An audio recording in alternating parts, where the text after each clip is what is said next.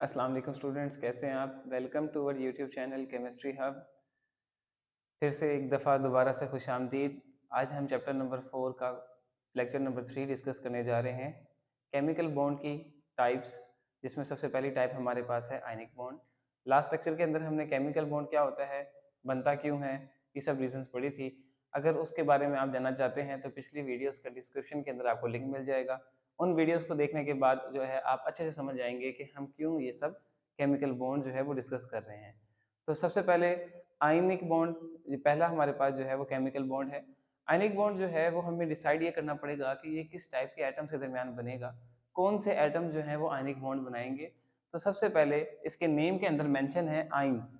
आपने फर्स्ट अगर चैप्टर को पढ़ा है तो उसके अंदर आपने दो टाइप्स पढ़ी थी आइंस की, एक है कैटाइन और एक है एनाइन। यानी कि हमारे पास कुछ एटम्स ऐसे हैं जो क्या करना चाहते हैं, वो इलेक्ट्रॉन लूज करना चाहते हैं, और कुछ एटम्स ऐसे हैं जो इलेक्ट्रॉन गेन करना चाहते हैं।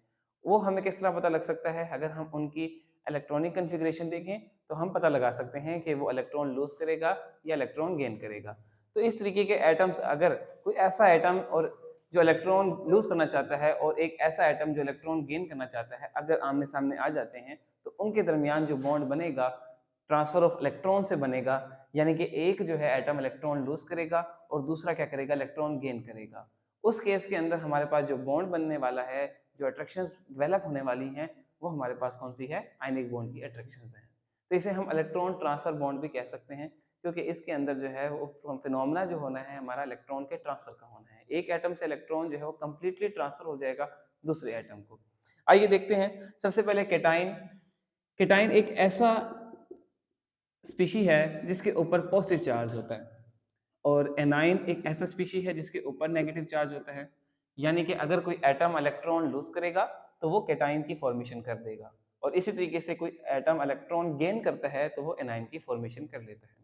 तो अगर हम पीरियोडिक टेबल को देखें तो हमें ये पता लगता है कि जो ग्रुप 1 और ग्रुप 2 के एलिमेंट्स हैं वो अमूमन क्या करते हैं, इलेक्ट्रॉन लूज करते हैं। उसके अंदर जो भी एटम्स हैं वो इलेक्ट्रॉन लूज करते हैं। उसकी वजह ये है कि उनकी आयनाइजेशन एनर्जी क्या है, कम होती है, और वो अमूमन मेटल्स कहलाए जाते हैं।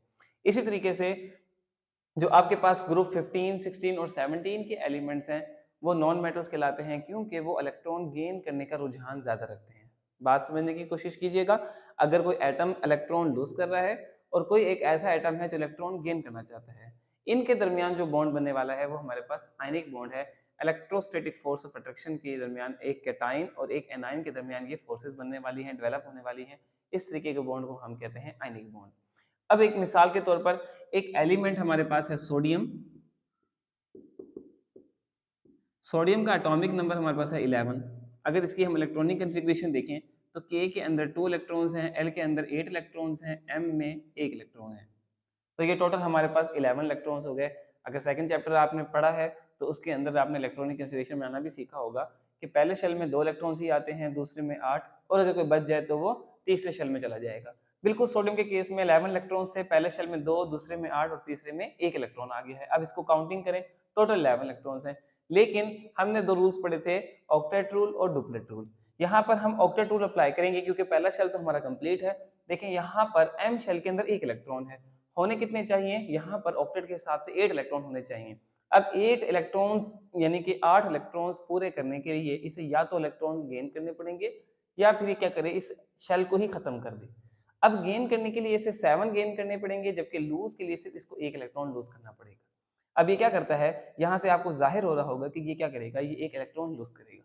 तो ये हमारे पास जो सोडियम है ये बिलोंग करता है केटाइन से, यानी कि इसने क्या करना है, इलेक्ट्रॉन लूज करना है। अब 1 इलेक्ट्रॉन लूज करने की वजह से इसके ऊपर जो चार्ज आने वाला है वो 1 प्लस का आएगा, पॉजिटिव 1 का, क्योंकि हम वैलेंसी को पहले हम नंबर लिखते हैं और चार्ज लिखते हैं। नेक्स्ट चैप्टर में जब हम आगे ऑक्सीडेशन पढ़ेंगे तो उसमें पता लगेगा कि चार्ज अगर पहले आता है तो उसे ऑक्सीडेशन नंबर कहते हैं। बहरहाल ये हमारे पास इसकी वैलेंसी है पॉजिटिव 1 की। इसी तरीके से एक एलिमेंट हमारे पास है क्लोरीन। क्लोरीन की इलेक्ट्रॉनिक कन्फिग्रेशन देखें, क्लोरीन का एटॉमिक नंबर है हमारे पास 17। इलेक्ट्रॉनिक कन्फिग्रेशन अरेंज करें, पहले शेल में 2, एल के अंदर 8, टोटल 10 हो गए, और एम शेल में आ जाएंगे 7। अब यहाँ पर देखें ऑक्टेट के हिसाब से 7 इलेक्ट्रॉन्स हैं, होने कितने चाहिए, 8 इलेक्ट्रॉन्स होने चाहिए, 1 इलेक्ट्रॉन की कमी है। यहाँ पर 1 इलेक्ट्रॉन अगर इसको मिल जाए तो इसका ये जो शेल है, लास्ट आउटर मोस्ट शेल है, वो कंप्लीट हो जाएगा। अब ये क्या करता है, ये किसी तरीके से इलेक्ट्रॉन गेन करेगा। तो इसका मतलब क्लोरीन बिलोंग कर रहा है एनाइन से, क्योंकि मैंने भी कहा जो इलेक्ट्रॉन गेन कर रहा है वो एनाइन है और जो इलेक्ट्रॉन लूज कर रहा है वो कैटाइन है। तो इसी वजह से क्लोरीन एक इलेक्ट्रॉन गेन करेगा, इसीलिए इसके ऊपर जो चार्ज आएगा वो 1 नेगेटिव का आएगा, क्योंकि इसने इलेक्ट्रॉन गेन करना है। अब ये इलेक्ट्रॉन गेन कहाँ से करेगा, जाहिर सी बात है, सोडियम इलेक्ट्रॉन लूज करना चाह रहा है, कैटाइन बन रहा है, तो जाहिर है वो क्लोरीन इलेक्ट्रॉन उसको ले लेगा और अपना ऑक्टेट कंप्लीट कर लेगा। यहाँ से सोडियम का अपना एम शेल कंप्लीट खत्म हो जाएगा, क्योंकि पिछला शेल कंप्लीट है। क्लोरीन क्या करेगा, अपना एम शेल कंप्लीट कर लेगा। तो इस तरीके से ये दोनों क्या करेंगे, इलेक्ट्रॉन ट्रांसफर करेंगे। सोडियम से एक इलेक्ट्रॉन जो है वो ट्रांसफर हो जाएगा toward the chlorine. Sodium electron lose कर रहा है और क्लोरीन ही वही इलेक्ट्रॉन को गेन कर रहा है। अब ये ऐसा क्यों कर रहे हैं, ये स्टेबिलिटी हासिल करना चाहते हैं, और स्टेबिलिटी का रूल आप जानते हैं कि ऑक्टेट रूल है। ऑक्टेट मींस 8 इलेक्ट्रॉन्स, शेल्स के अंदर 8 इलेक्ट्रॉन्स को कंप्लीट होना चाहिए। और ये फॉलो किसको कर रहे हैं, ये नोबल गैसेस को फॉलो कर रहे हैं। जैसे कि सोडियम एक इलेक्ट्रॉन अगर लूज कर लेता है, तो इसकी नियरेस्ट जो नोबल गैस है जिसको ये फॉलो करना चाह रहा है, वो हमारे पास नियोन है। नियोन विद एटॉमिक नंबर 10, उसका एटॉमिक नंबर 10 है। अगर हम उसकी इलेक्ट्रॉनिक कंफिगरेशन देखें तो के शेल में 2 और एल शेल में 8 इलेक्ट्रॉन्स हैं, यानी कि इसका एल शेल जो है वो कंप्लीट है विद द 8 इलेक्ट्रॉन्स। अब यहाँ पर सोडियम के पास देखें तो वो एम शेल में 1 इलेक्ट्रॉन है। ये बिल्कुल इस तरह का बनना चाहता है, नियोन की जैसी इलेक्ट्रॉनिक कंफिगरेशन लेना चाह रहा है, क्योंकि नियोन जो है वो हमारे पास स्टेबल है। अब नियोन जैसी इलेक्ट्रॉनिक कंफिगरेशन हासिल करने के लिए इसे ये इलेक्ट्रॉन लूज करना पड़ेगा, तब जाकर ये नियोन जैसा। अगर हम इसको फोकस यहाँ पर इसके ऊपर हैंड रख लेते हैं, तो ये देखें के के अंदर 2, यहाँ पर भी 2 इलेक्ट्रॉन्स, एल में 8 और यहाँ पर भी एल में 8। तो इसका मतलब ये है कि नियोन ऑलरेडी स्टेबल है, क्योंकि ये ऑक्टेट को फॉलो कर रहा है। तो सोडियम भी अगर अपना एक इलेक्ट्रॉन लूज करता है तो वो भी ऑक्टेट को फॉलो करेगा और इसकी इलेक्ट्रॉनिक कंफिगरेशन बिल्कुल नियोन जैसी बन जाएगी। अब आइए देखते हैं कि क्लोरीन किसको फॉलो करना चाह रहा है। क्लोरीन के लिए जो है एक आर्गोन नोबल गैस है, आर्गोन, इसका एटॉमिक नंबर है 18। बिल्कुल इसके करीब इसको फॉलो करना चाहेगा क्लोरीन, क्योंकि क्लोरीन के टोटल इलेक्ट्रॉन 17 है और आर्गोन के टोटल इलेक्ट्रॉन्स हैं 18। आर्गोन के इलेक्ट्रॉनिक कंफिगरेशन देखें, के में 2, एल में 8 और एम में भी 8 इलेक्ट्रॉन्स आ जाएंगे। तो ये देखें, ये ऑक्टेट इसका कंप्लीट है, इसका आखिरी शेल कंप्लीट है विद द 8 इलेक्ट्रॉन्स। अब आर्गोन जो है वो स्टेबल है, इसको स्टेबल माना जाता है गैसेस के अंदर। अब क्लोरीन जो है उसके पास 17 इलेक्ट्रॉन्स हैं और इसके लास्ट शेल में जो है वो 7 इलेक्ट्रॉन्स हैं। अब इसको जो है वो इस तरीके से बनना चाह रहा है, वो ये क्या चाह रहा है कि ये उसको उस जैसा जो है वो बन जाए। इसके लिए क्या करेगा, इसे इलेक्ट्रॉन चाहिए, ये कहीं से इलेक्ट्रॉन गेन करेगा और जैसे कि वो सोडियम से इलेक्ट्रॉन लूज हो रहा था, वो ये इलेक्ट्रॉन गेन करेगा। बहरहाल ये इस तरीके से अपनी इलेक्ट्रॉनिक कंफिगरेशन जो है वो स्टेबल कर सकते हैं, एक इलेक्ट्रॉन सोडियम लूज कर दे और वही इलेक्ट्रॉन क्लोरीन अगर गेन कर ले। तो यहाँ से हमें साबित हुआ कि जो सोडियम है वो कैटाइन फॉर्मेशन करेगा, जबकि क्लोरीन क्या करेगा, एक इलेक्ट्रॉन गेन करेगा, इसलिए ये एनाइन फॉर्मेशन करेगा। तो कैटाइन फॉर्मेशन और एनाइन फॉर्मेशन हमारे पास होने वाली है।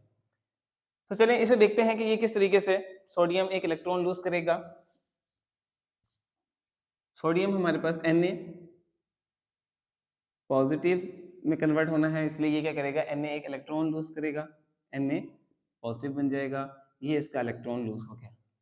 तो Na क्या करेगा, एक इलेक्ट्रॉन लूज करेगा, वही इलेक्ट्रॉन क्लोरीन गेन करेगा, Cl उस इलेक्ट्रॉन को गेन करके कन्वर्ट हो जाएगा Cl नेगेटिव के अंदर।